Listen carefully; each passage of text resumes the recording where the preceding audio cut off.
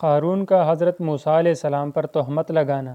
عرض یہ کہ قارون کی شرارت بڑھ گئی تھی اور کسی صورت میں زکوٰۃ دینے پر آمادہ نہ ہوا اور اللہ تعالیٰ کے حکم سے سرتابی کرتا رہا، یہاں تک کہ ایک مرتبہ وہ حضرت موسیٰ علیہ السلام کے مجمع عام میں ایک عورت کو لے کر گیا۔ اس عورت کو بہت رشوت دے کر اس بات پر آمادہ کیا تھا کہ جب حضرت موسیٰ علیہ السلام وعظ کرنے کے لیے کھڑے ہو تو ان پر تہمت لگا دینا۔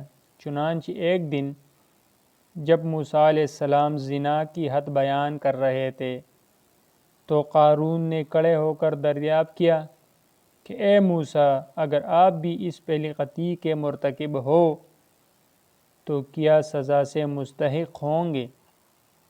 آپ علیہ السلام نے فرمایا بے شک۔ قارون نے عورت کی طرف اشارہ کیا۔ وہ عورت کھڑی ہوئی اور اپنے ساتھ بدکاری کی نسبت بیان کرنے لگی۔ حضرت موسیٰ علیہ السلام نے اسے فرمایا کہ خدا کے غضب سے ڈر کر بیان دے اور جو کچھ کہنا چاہتی ہے۔ ابن کثیر نے لکھا ہے کہ عورت کھڑی ہوئی اور اس نے اسی طرح کہا کہ تو وہی نہیں ہے جس نے میرے ساتھ ایسا ایسا کیا۔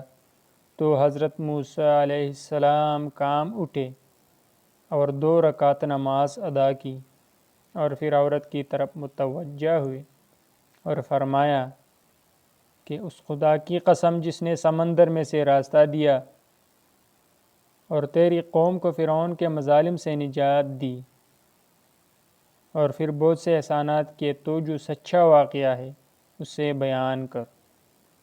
اس پر عورت کا رنگ بدل گیا اور اس نے صحیح واقعہ بیان کر دیا اور سچے دل سے توبہ کر لی اور وہ تیلیہ بھی پیش کی